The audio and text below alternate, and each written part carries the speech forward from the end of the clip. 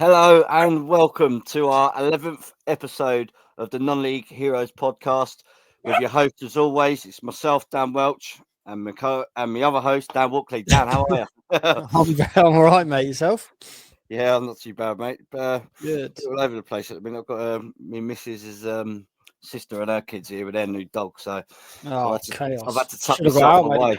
Should have done Oh it down the no. pub. Oh, mate. Well, no, I've done near enough 50 days off the beers now, mate. I'm doing well, so now Decent. that'd been the wrong thing. But once again, thank you for all the listeners and support.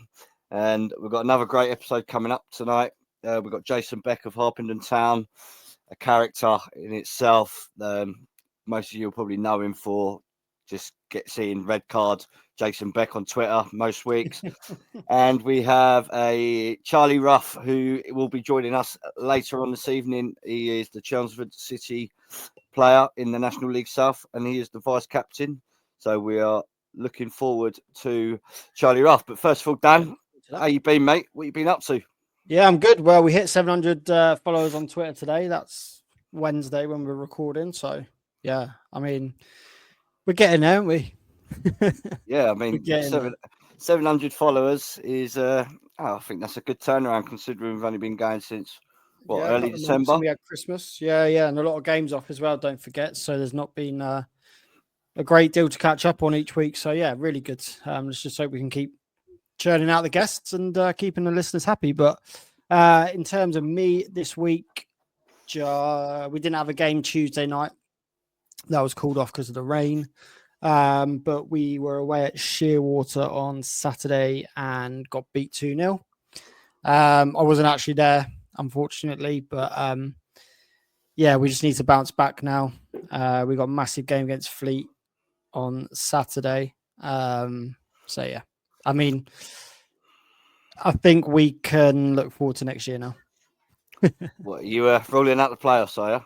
No, I'm not ruling it out at all. I just think the teams above are stronger. Fleet have got the money that they're throwing about, signing step 4 players and bringing them in to make sure they get into the playoffs. Cobham are 17 points ahead of everyone else, and then you got Red Hill, Whiteleaf, and Jersey. So, yeah, we've got to be realistic. But yeah, I mean, the strange things have happened, so we'll see. Yeah, I mean, how many league games you got left? There's still, fair 15? Oh, we've got loads of games left. I mean, there's some teams in our league with only 6 or 7 games left, and then you look down table and we've only played 25, so we've got 13. Have you got many games in hand on the rest of them above you? Or? Bath, Fleet got a game in hand on us, and we've played one less than Jersey, so we can still catch Cobham. We're 20 points behind them, but they got to drop points. We got to win every game, so we still got to play them again. Stranger things have happened, and it is football. We're not the only team going for it, but we'll be right there till the end for sure.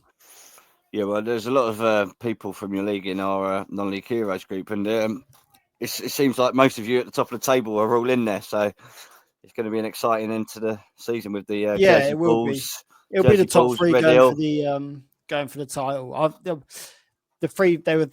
They were the 3 favourites. That's a mouthful. The 3 favourites at the beginning of the season to go up, to be honest. 2 of Red Hill, Jersey and Whiteleaf. And they've all responded to that pressure very well. And it's going to be a good title race. So, yeah, it's one to look at for sure. Nice. How about you? How you been getting? Yes. Saturday, we had a narrow 1-0 win against AFC Dunstable. Keeps us second, just 1 point behind Real Bedford with a game in hand. We've had two wins on the trot now. So from our defeat to Real Bedford when we took the 5-1 loss at their gaff a few weeks ago now, we've had 2 draws after that. And I've seen a few things being said like, maybe our wheels are going to fall off, etc., etc. But we've only lost one game in 16 matches. I mean, most teams in the country, up and down the country, would love that turnaround. We got 2 draws, but now we've gone back-to-back wins again. So hopefully we can get a little run to get together again, because we were tough 10 unbeaten. Saturday, though. Yeah, tough game. Yeah, Barton Rovers at home. They've done us 2-1. Well, that was my first game for Burko, actually. They're a very impressive side. They've gone and signed Albie Hall now, a FA Vars winner for Newport Pagnell, I believe now. So he's going to be a handful up top for them, and along with their other players, it's not going to be an easy game at all. But it's going to be. I'm not actually going to be there. I'm actually at my uncle's charity darts day, just raising some money for Alzheimer's. So I'm going to be missing that one, but hopefully, yeah, another 3 points. I mean, the next time we don't pick up maximum points, and I think Real Bedford do, I don't think we'll be catching them because they've got the game in hand already on us. So that could probably put them to 4. So I think one more defeat and they get the win, 7 points. And hopefully that doesn't happen, but I generally wouldn't see us chasing it down. But there's lots of talk going on. Obviously, we all know about with Real Bedford. What's going to happen with the merge? It could be a case of whoever finishes second in our league will go up. So you've got Bedford Town in the Premier Central. Yeah, that's right. So if they merge, again, I mean that keeps moving up and down and up and down. Stratford have got 2 games in hand on them, but Bedford are going strong. They don't look like losing at the minute. To be honest, it's a bit of a weird one because they go and lose. They go and lose heavily to someone. Then all of a sudden Telford, they go, then they go and stick 2-3 wins together. But against decent sides as well. Like they've had a couple of tricky away games and they've come out the back of that with wins. Yeah, I'm pretty good friends with. Sorry, man, I'm pretty good friends with Birchie, and he's got very good contacts. He's got a very good squad over there. Leon Lobjoy, I don't know if you've heard of him. I think he's got 35 plus every season now for about 5 years, and he's been going up through the levels. Step 5, he's done it at step 5, he's done it at step 4, and now he's doing exactly the same at step 3. And I know him and Birchie have got a very tight knit relationship. So he's not one that was going to jump ship. And when you've got someone like that up top every year for you, you're not going to be far off at the end of the season, are you? Yeah, they're invaluable players like that, aren't they? Yeah, exactly. They're the types of people you need to get, because if you've got one of them, you just build a squad around it, and you know this geezer's going to probably 9 times out of 10 pick you up points most weeks with his goal scoring ratio. So that's it. Well, they got Stratford and AFC Telford on their tails, and obviously Kettering have got 4 games in hand on them. But there's been a bit of a turbulence. I wouldn't say a max exodus, but quite a few players have left Kettering, haven't they? In the last week Gary or Hooper. So. Gary Hooper's gone. I mean, few others. So. I think with Kettering, I think they signed that Jonathan Edwards from St Ives. Then they went and signed Gary Hooper. Then they signed, who's the other guy? Niall Ranger. So I think there was, I don't know how long ago it was now, but they went and signed like 3 or 4 brilliant strikers. And obviously you ain't going to be able to field all 4 strikers week in, week out. So it looks as though Gary Hooper's probably the one that's had to move on. I don't know how. Niall Ranger's scoring goals, isn't he? So you're not going to replace a player like that if they're hitting form and finding the net when you're in a title race. So that's correct. Yeah, it made sense. But I still think Kettering. But there's a team who's top of that league. I was quite surprised. They've played like 2 games less as well. I think Bedford are top on 53 points, but played 31, and then in second you got Stratford Town. Yeah, that's them. Yeah. Yeah, who are on 52. They look pretty good, don't they? And they got 2 in hand. Yeah, they're on 29 points. And you got Telford on 52, but have played 30.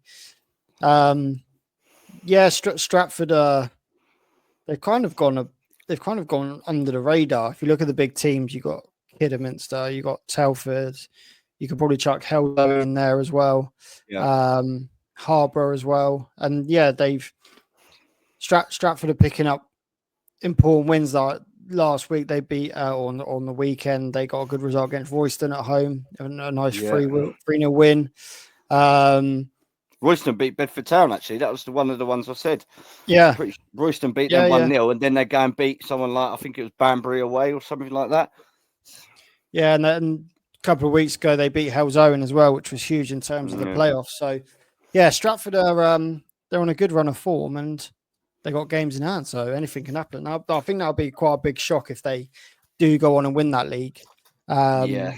With the names in there and the names of the players that are in there and the games in hand, etc. So, one to keep an eye on for sure. I mean, I did put a 5 on Spalding to win the league a few months ago. That's died a death. They went quiet a little bit. Yeah, they're 11 points off it, but again, who knows in that division. But yeah, it's really good signs for football in Bedford at the minute, with Real Bedford and Bedford Town both doing so well. And obviously with this merger, I said to Peter McCormack, didn't I, a couple of weeks ago, what if Bedford Town do get promoted and then you merge? Could you possibly have a team in the National League South next year?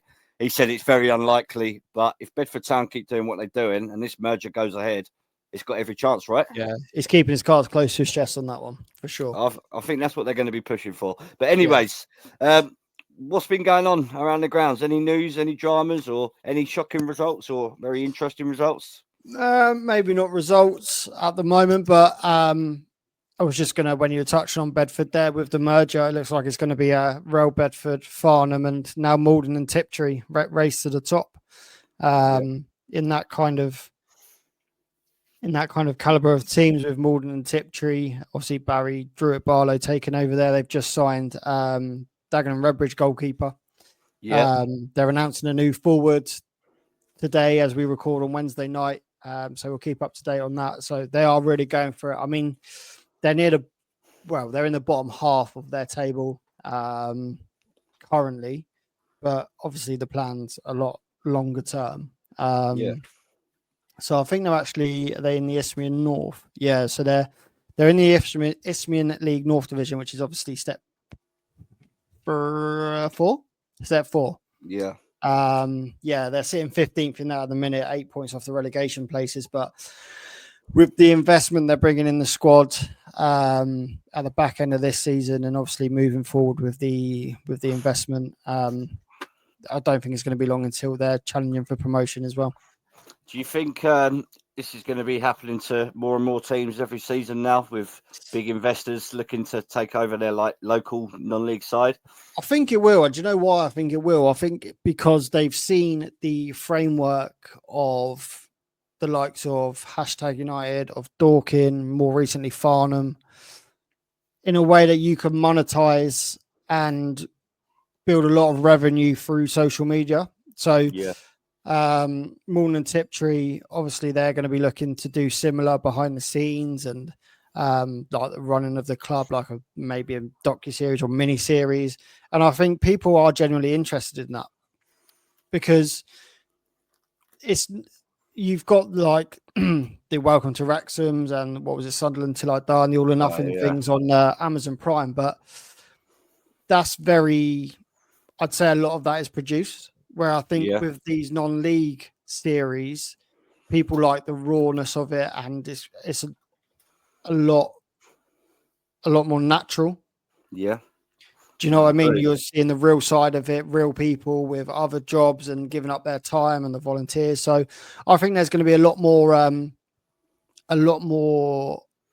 lower league, step 5, step 4 teams being taken over, because I mean, if you're looking at National League North, South, and Step 3, you've got a lot of established teams in there, so it's kind of harder for someone to come in and implement those ideas.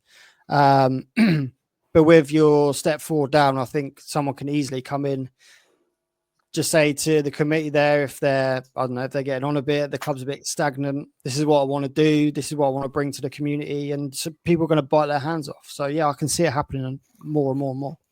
Yeah, I think just to quickly touch on that, I think if you're in like step 4, etc., and you do get this big investor or someone that wants to take over, you got to think about it. You're only 3 divisions away from being in the Football League, and you look at Real Bedford; they've come from step 6. But what I'm trying to say is, like, if someone was to come in now and take these teams, and it's a 3-year plan. Do you know what I mean? Like, I know it's very hard to do. I think you will have to chuck a load of money at it, but if there's someone out there who's got the money, they could easily they could go and write. And you got like AFC Welling. I mean, AFC Welling, they've got that plan as well. But I think with them, they've started so far down. Like that's 6 divisions to do that consecutively.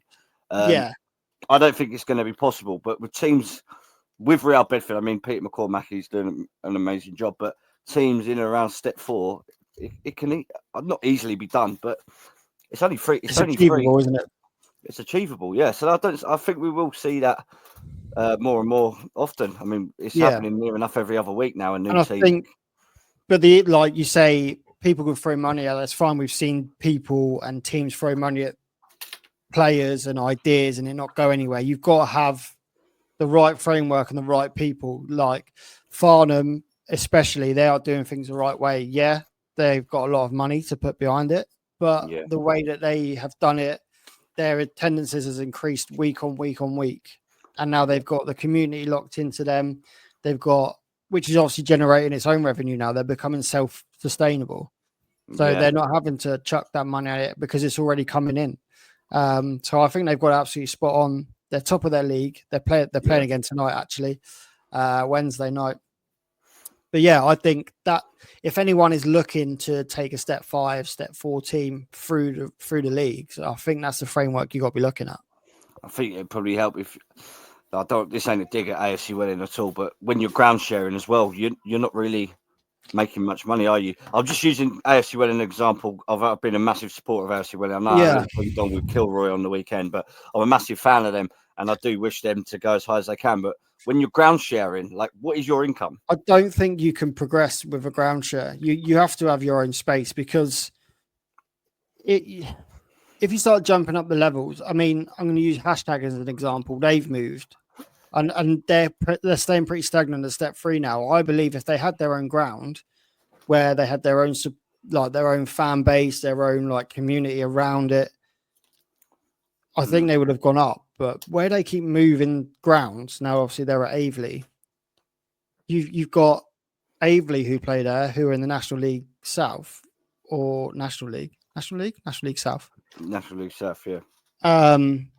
They're going to get the attendances, aren't they? They're moving up. Their fan base is getting bigger. So, yeah, I think if you are ground sharing, it's a big struggle to progress. Yeah. Quickly.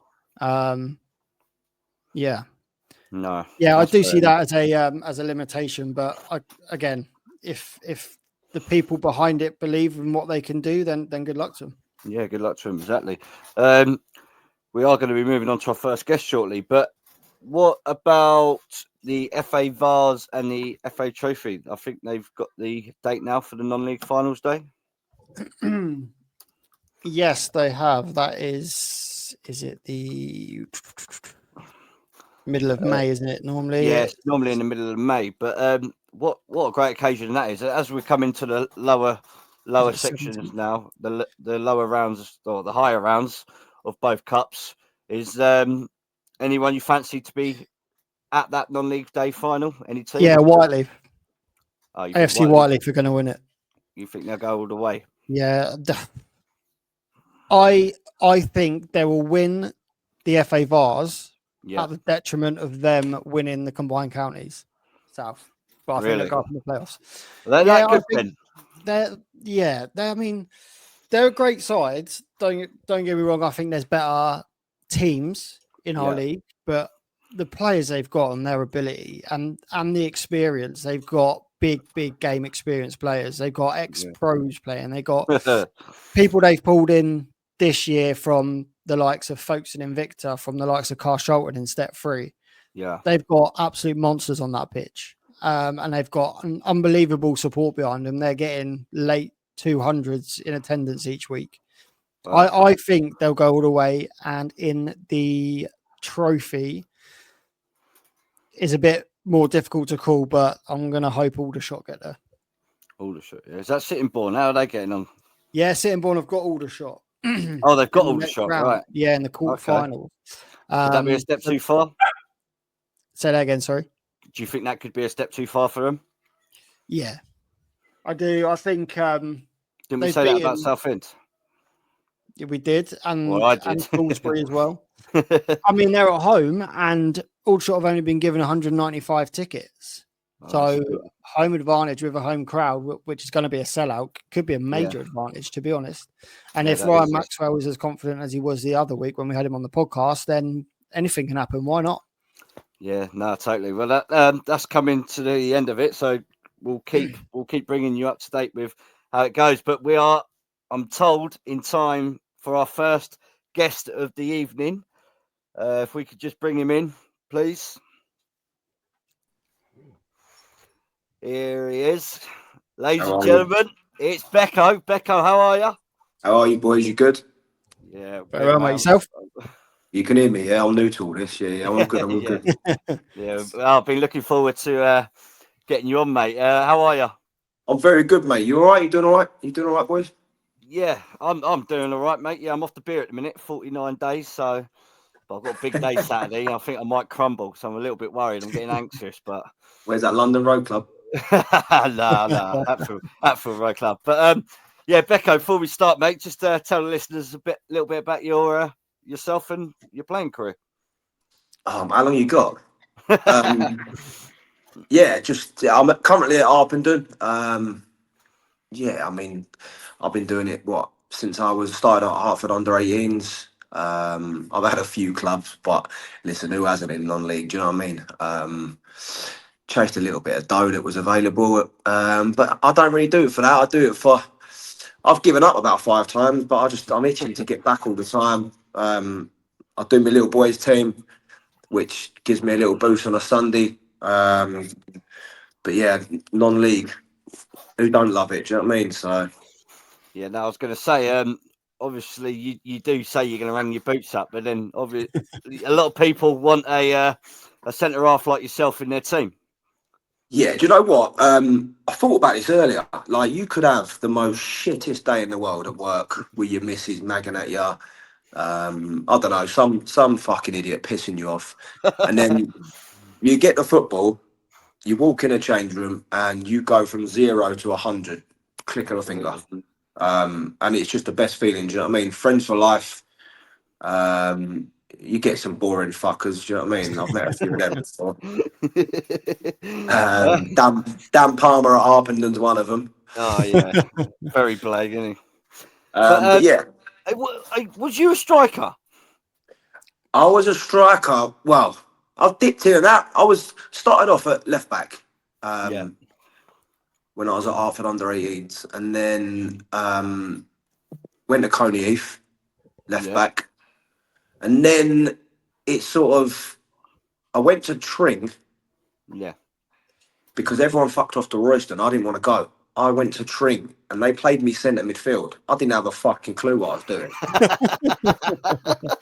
And I just thought, right, just be busy, hit a few people in a tackle, and I enjoyed it there. I was a bit. I ain't got the legs for it, but yeah, we had a good side. And then I went to Royston and I went as a striker, but Paul Atfield needed a centre half to go with Johnny Mack, and I was like, "Yep, sweet." And it's just gone from there, really. I'm good in the air, to be fair, and I mean, I ain't a fucking striker. Do you know what I mean? I hit the ball about 300 miles an hour. Just keep moving back when the legs are going. Yeah, exactly that. Something's telling me that we went over. The first time I ever met you was we over in Stansted in the FA Cup and took one of Tomo's teams, and I've done that. I can't remember if you was up front or centre half, but we went all the way over there, and you weren't on the pitch very long. Mate, there's been a few of them, mate, I'll tell you. But that was my very first memory of you. But yeah, so you went. Well, let's talk about Hatfield Town. You're a bit of a Hatfield Town legend. Unfortunately, Hatfield Town senior men's don't actually have a team anymore. But yeah, Hatfield Town. Tell us a little bit about your background with Hatfield and the football club itself. Football club, the Hatfield Town. To be fair, Hatfield have had some decent players, you know. Yeah. I mean, if they had a ground like Welling, St Albans, Potts Bar, they would have done something. But they don't get given fuck all. It's a shithole, but it's my shithole. Do you know what I mean? Hatfield Town is Hatfield's the bollocks. Trevor Lloyd was the manager. I think I was 23, 22, 23.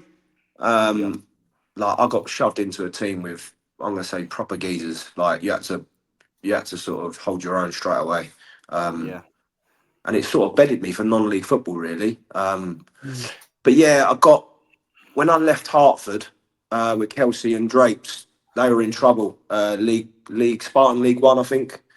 And I was only about 31. And they played 18, lost 17. And they asked me to go over and sort of try and get them out of shit.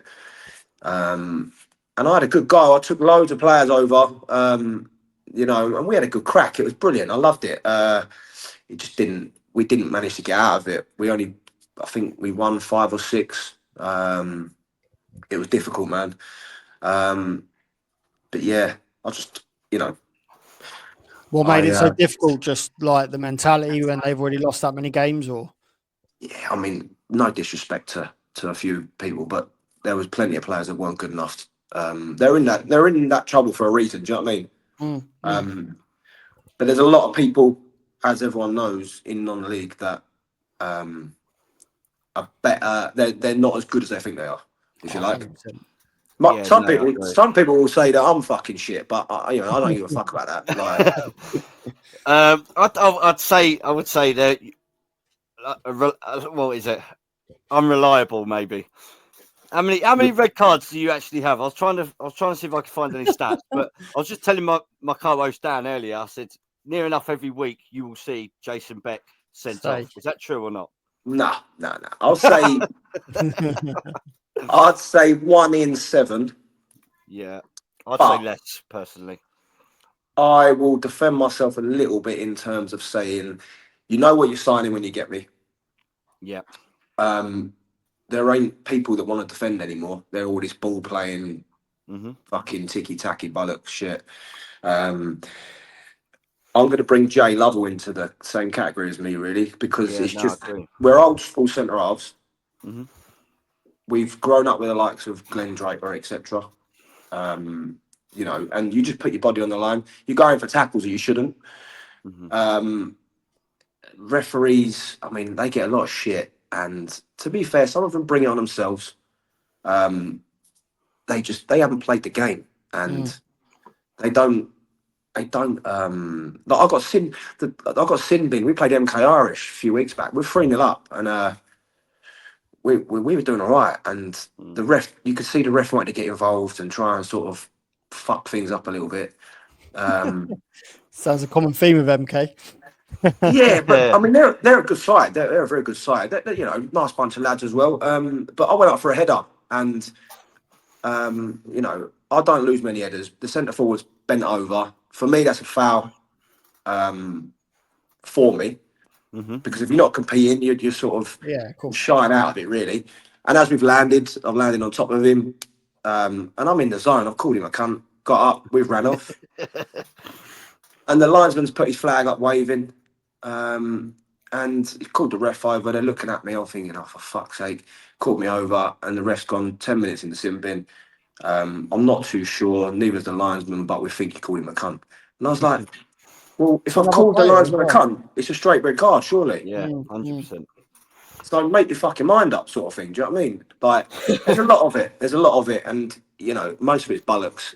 But do you feel like before you've even started the game, because obviously you're very well known to the officials, do you feel like before you even start some of the games that you're already on a very thin rope?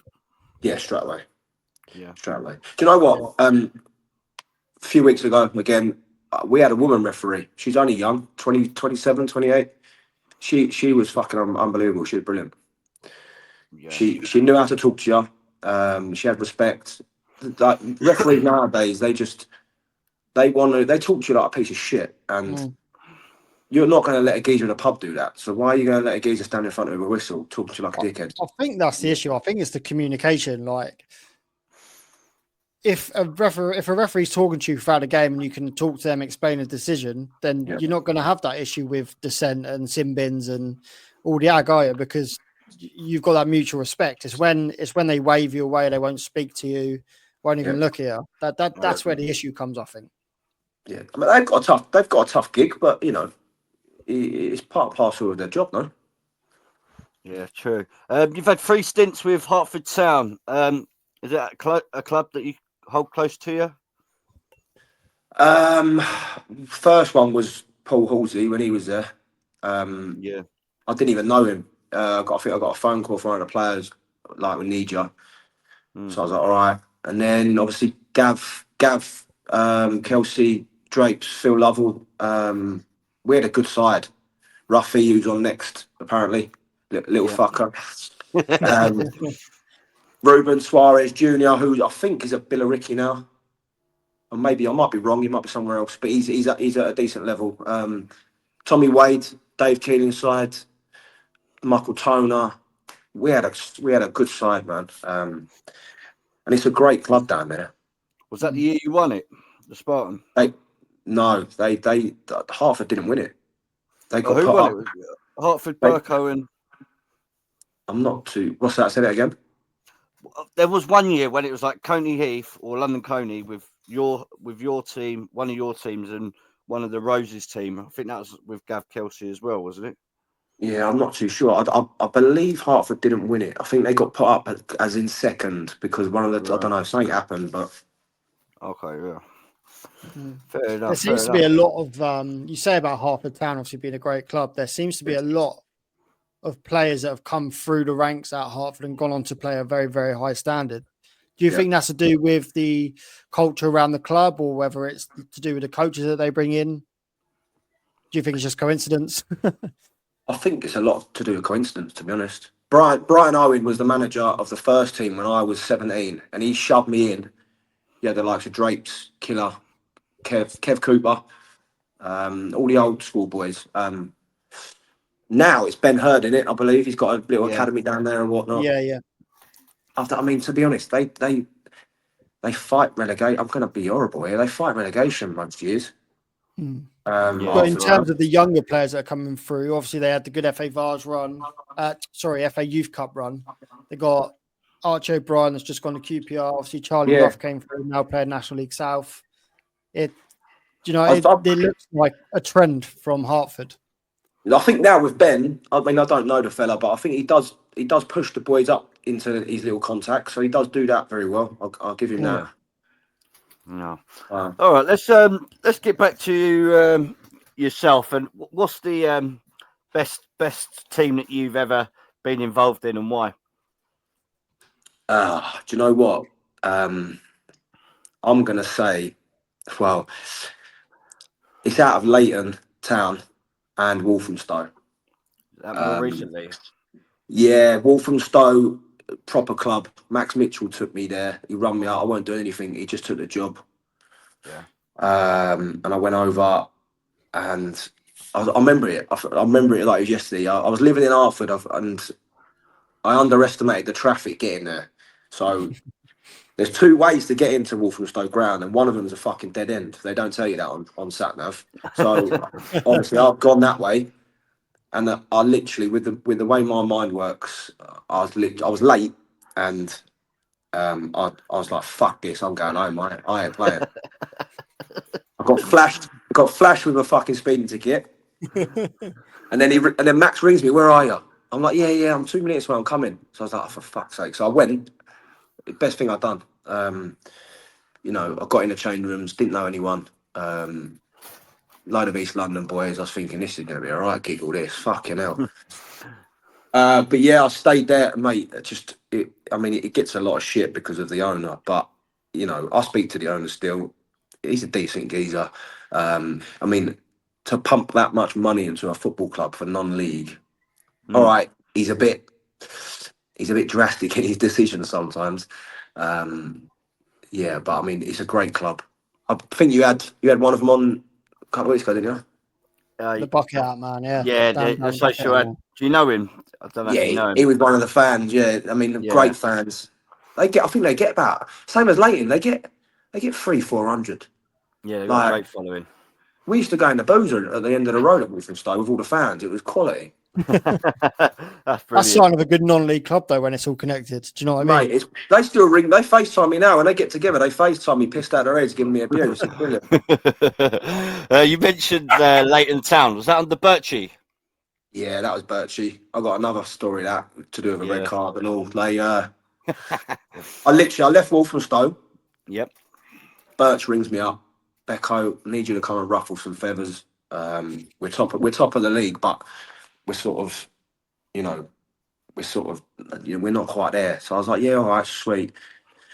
So that I was meant to go on the Monday and meet him, and John Mackey, my ex-Walthamstow manager, rings me up and says, my pal Charlie McDonald, I think he was at Reading with him, I think. He's manager at Barking. He's like, his centre half is injured. He needs a centre half for Saturday. He goes, can you go and help him? So I was like, hold on, I've just told Birch I'll fucking sign for them. So I rung Birch. He goes, yeah, no problem, mate. You're not signing till Monday anyway, so just don't do nothing stupid. I was like, all right, yeah, sweet, don't worry. I So remember then, this. yeah, so I've gone, we've got Buckhurst still away. So I've turned up, they're all looking at me. That's fucking Beck over. I'm like, oh, here we go. And then, like you said, Dan, like the ref straight away knew who I was. And I think we got a free kick 3 minutes into the game. So I've gone up. Their centre half's done me in the back. I thought, all right. So their other centre half's trod on me toes. I've got another knock in the back. I was thinking, oh, for fuck's sake. So I've shoved one of them off. And then he done it again. So I give him a little headbutt and the ref saw it and gave me a straight red. Game plan to perfection from them then. Oh, Becco, brilliant. Right, so Cockfosters. I mean, you've played for many brilliant clubs. Cockfosters, another one. I really like the people over Cockfosters, even now Gav Kelsey, who's a very good friend of yours, and Vass. But yeah, Cockfosters, how did that go? I've had 2 stints there. Dean Barker, one of them. Yeah, back in 1819. Yeah, that's right. Yeah, with Drapes and Kelsey and that. I just, mate, to be brutally honest with you, I was having my business weren't going particularly well, and I was just all over the shop. I think one of my ex-birds was giving me shit, and I remember one game, Phil, because I weren't pumping it into the channel and I was trying to play a bit. I think Phil was giving me shit on the sideline. And I thought, I ain't fucking up for this. So I just sort of said thanks, but no thanks, and left. But within a week, I think someone rung me to play for him, and Drapes was like, "You taking a fucking piss?" And I was like, "Well, sorry, mate." Like, do you know what I mean? The pitch over there, that probably suits you down to the ground, wouldn't it? Yeah, mate. I mean, What look, you as you want? said, great club. Vass is doing some good things over there. To be fair to him, I see him last week. We played up and played Cockfosters. I mean, funnily enough, I was suspended, so I didn't get to play. Didn't get to play. No. But they're a good side, mate. They're a good side. They're in the playoffs. And I said to Gav about, go and sort of win the playoffs, get up that way. Because MK, they've won it now, aren't they? MKH, I think they're 16 clear, so it's only a matter of time. Yeah, I'll tell you who else is in the playoffs. No, Tring. Fuck Tring. We beat them a couple of weeks ago, so don't worry about that. London Lions, mate. They'll be a shock to people's. They play very good football. They bop it around on their pitch. Very nice. They've got lovely facilities, haven't they, up there? And I said to them start the season. I said to them, how the fuck ain't you boys out of this league? And they were just like, people are unreliable. People are unreliable. They sort of have to work, etc. Blah blah blah. But yeah, I mean, they will be ones to watch. I'm telling you that now. No, yeah. Listen, what's going on with you this season? Obviously, you've mentioned that you're with Harpenden Town. How did that move come about? Dave Keeling's side and Ben Spall. To be honest with you, I was sitting in the boozer in the Northern United Welsh.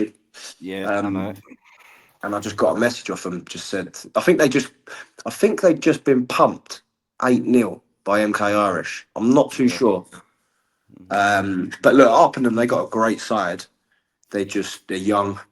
They're a bit naive, if that's the right word to use. They got some good people involved in the club. But they haven't. Like, I've got in there. I think I'm about 8 years older than everyone. Like the next person down.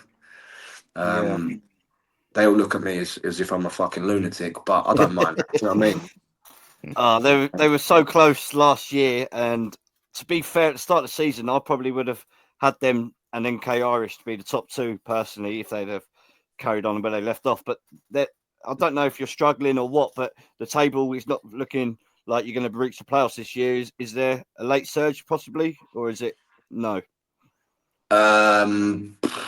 I'll have to be careful what I say here, aren't I?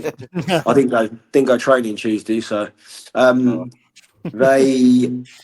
think it might be a little bit too late. But again, I don't know what happened at the start of the season. I didn't No, you weren't there, really were you? know. But I mean, look, next year maybe. I mean, they got a new owner now. I think Roman's sort of, he's Stepping gone and aside. stepping aside, and Pete Russell's brother's come in. So, they've got great facilities and everything's there for them to do it. So, yeah, we'll see. Oh, fair enough. Yeah. So, what stories you want to get off your chest for us then? Any stories that are going to make our listeners want to tune in even more? I'll tell you one. It'll probably get me in trouble because it got me in trouble for doing it. Let's do it. You've already been in trouble. Yeah, Walthamstow. We we didn't like Saffron Walden. I mean, I don't like their chairman. I quite happily say it on live on air. The geezer's a helmet. I don't even know if he's still there. To be fair, I can't remember his fucking name, but he's just not my cup of tea. But anyway, we won the league, and they thought they were going to catch us. It weren't happening. So I said to one of the boys in the change, I said, "Yeah, take a picture." So I stripped start bonnet naked. I put the trophy in front of me knob and sort of had a picture, and I tagged him. I tagged him in it on Twitter. Yeah. And I said, "You don't get anywhere for finishing second, mate." And he fucking grasped me up. He grasped me up, and the FA. I remember I think they made up some stupid fucking. I didn't even. It probably doesn't even exist. It's just because it's me. Yeah. They gave me an 8-game ban. No way. 8 games, yeah. That's ridiculous. That is because it's you, though. I mean, obviously, it wouldn't have been an 8-game ban, but surely they'd probably look at your background and your past. I mean, mate, it's a fucking picture. Like, come on. Yeah. How much on money a personal account as well? Do you know what I mean? It's not even a club account. Yeah. How much dough do you reckon it's cost you over the years, Becco, to the FA for playing football? Roughly, it ain't cost me nothing, mate. It was my granddad that paid everything. Oh, fair enough. I don't know, mate. I don't even know what a red card is these days. What is it? 50 quid or something? Yes, it's something similar like that. I mean, there must be a few times when you've picked up your wages and there hasn't been anything in your little brown envelope. That's happened many a times, mate. Many a times. Let's get on to your goal scoring. I've got it down here. Your best season for scoring is 6. Is that right? I don't think it is. I don't even fucking know. No, well, I've got 6. I've got Hatfield Town goals 6 in 2018-19. But what I'm trying to get at, is there any goals that you've scored that will live long in your memory? And you'll tell us about? Do you know what? I scored against MKRH a few weeks ago, I know this is sort of scraping the barrel a little bit, but they've I've had a few people tell me you're over the fucking hill, blah blah blah. I'm like, all right, mate, sweet. I go gym most days. I'm 38, but my body's still like 23-year-old. I go in the training rooms and I'm quite, I'm in shape. I look at the 23-year-olds that are in the change room. I'm like, boys, what the fuck have you been doing? Like, but mate, they've whipped it out to me, and I just went on this run, mate. I've just cut inside and just sort of stuck it in the bottom corner. I couldn't even believe it went in. I was like, was it with your weak foot? Nah, that's my left foot. I ain't scoring my right foot. No way. No way, mate. But other than that, I can't, mate. To be honest with you, I can't. Goals wise, the majority of your goals must have come from corners, right? Because obviously you don't, like you said earlier, you don't lose many headers in both boxes. So a lot of your goals will probably be really good towering headers, I suggest. Yes, mate. Yeah, but it's just all about timing, Dan. I'm I think I'm 5'11" or whatnot. But listen, if you once that ball goes in the air, if you eyes are on it, and it's as far as I'm concerned, it's mine. Do you know what I mean? That's the mentality you got to have. I totally agree. Most people will tell you that. I like to do little tricks and shit. Like straight away, they're kids nowadays, really, aren't they? To me, they'll rock up, they'll think they're the bollocks, and I'll sort of. Excuse my little thing, but I'll tickle the bollocks. Do you know what I mean? Give them a little tickle on the bollocks. I'll sort of give them a little shoulder in the back, and they're like, "What the fuck is this geezer on?" And but straight away they don't want to. They don't want to know. Do you know what I mean? They don't want to. Yeah. Nah, But obviously, it's so yeah, go different on. from like even 10 years ago. The way the game is played now, because when I was playing, that was exactly what was going on, and that's how you Yeah, were bled into the non-league game. But now it's just gone the other way. yeah. They're Yeah, pampered, aren't you're they? right. Mm. All right, you obviously you've got a son who you manage and coach. Yeah, Is that something that you enjoy doing? I love it, mate. You know, I started it 2 years ago, 18 months ago. He was like, he didn't like football, and Yeah. he was fucking useless. I'm not gonna lie to you. I And remember you posting clips, and like you yeah, said a couple of years ago, he hated it, didn't he? I had a lot of work to do with him, but it was my little sort of project for him. Yeah. Um, Mate, he's 13 years old. He's 5'10". He's a monster, and he needs to sort his footwork out a little bit. But Yeah. for me, it's nice to watch him. It's not. We had a quarter final a couple of weeks ago, and yeah, all the boys. I've just tried to teach them little basics. You either got it or you ain't. Yeah. And little training drills that my gaffers have taught me over the years. I've just pinched them.